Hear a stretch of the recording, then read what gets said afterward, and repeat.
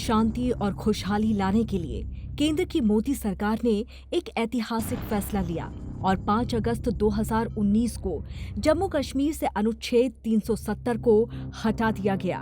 अनुच्छेद 370 समाप्त होने पर सरकार का कहना था कि अब कश्मीर में युवाओं का भविष्य ब्लैक नहीं है, बल्कि स्कूल का ब्लैक बोर्ड उनका भविष्य है। केंद्र सरकार के साथ साथ कई विशेषज्ञ और कानूनविदों ने इसे एक बड़ी उपलब्धि के तौर पर देखा।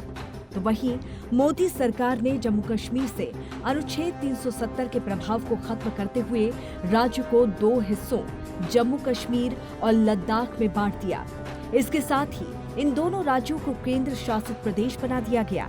ऐसे में ये जानना जरूरी है कि अनुच्छेद 370 हटने के बाद से अब तक जम्मू कश्मीर की तस्वीर कितनी बदली है। अनुच्छेद 370 के तहत जम्मू और कश्मीर का विशेष दर्जा खत्म होने के बाद शांति की बहाली और राज्य का बुनियादी विकास जमीनी तौर पर देखने को मिल रहा है।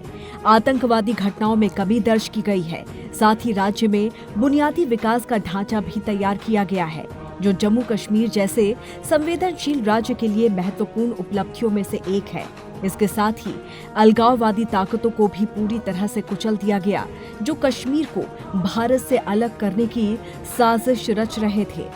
आधिकारिक आंकड़ों की माने तो विरोध प्रदर्शन और पथराव की घटनाएं भी कम हुई हैं। कानून व्यवस्था की स्थिति में भी सुधार हुआ है। साथ ही निर्दोषों की हत्याओं पर भी रोक लगी है, जिसके चलते नागरिक मृत्यु में 81% और सैनिकों की शहादत में 48% की कमी आई है। वहीं 370 हटने के बाद जम्मू कश्मीर में आतंकी घटनाओं की संख्या भी घटी है। आंकड़ों के मुताबिक इस साल 21 जुलाई तक कुल 14 सुरक्षा कर्मियों और 14 नागरिकों की मौत हुई, जबकि 2023 में केंद्र शासित प्रदेश में 46 आतंकवादी घटनाओं और 48 मुठभेड़ों में मारे गए लोगों की संख्या 44 थी, जिसमें 30 सुरक्षाकर्मी और 14 नागरिक शामिल थे। आंकड़ों के मुताबिक राज्य में 70% आतंकवादी घटनाओं पर रोक लगी है। जम्मू कश्मीर से अनुच्छेद 370 हटाए जाने के बाद 2020 में राज्य में जिला विकास परिषद यानी कि डीडीसी का चुनाव कराकर राज्य को लोकतंत्र से जोड़ने की पहल की गई। मोदी सरकार की ओर से वाल्मीकि समुदाय, माताएं, बहनें, ओबीसी, पहाड़ी, गुज्जर, बकरवाल आदि को आरक्षण का लाभ दिया गया।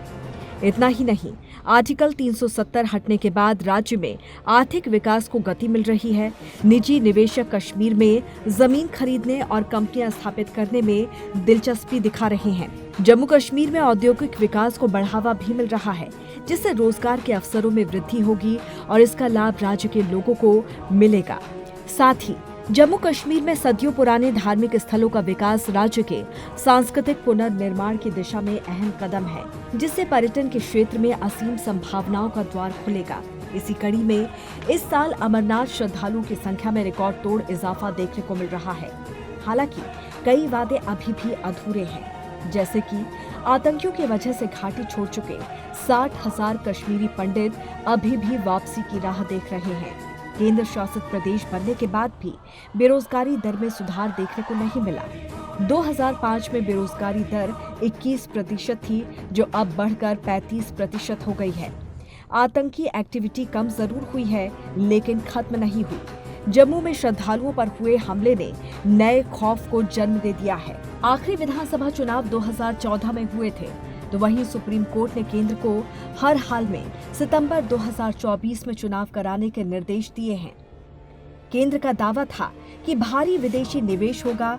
1 लाख करोड़ के निवेश प्रस्ताव मिलने की बात भी कही गई, लेकिन अब तक कंपनी नहीं लगी है। आर्टिकल 370 हटने के बाद जन्नत कहे जाने वाले कश्मीर में बहुत कुछ बदला है और इसका श्रेय मोदी सरकार को जाता है। मोदी सरकार ने घाटी में आतंकवाद, पथराव और पाकिस्तान प्रायोजित हमलों को खत्म करने के लिए शांति बहाल का रास्ता तैयार किया और यहाँ का विकास सुनिश्चित किया।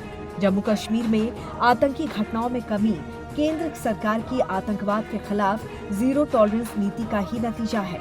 सशस्त्र बलों की 1 रैंक 1 पेंशन की लंबे समय की मांग को पूरा किया गया। जम्मू कश्मीर में बुनियादी ढांचे, स्वास्थ्य, पर्यटन, परिवहन, उद्योग, शिक्षा, हवाई अड्डे सहित लगभग हर क्षेत्र में विकास किया गया है, जो राज्य के विकास के लिए अहम कड़ी है। Bureau report, TNP news.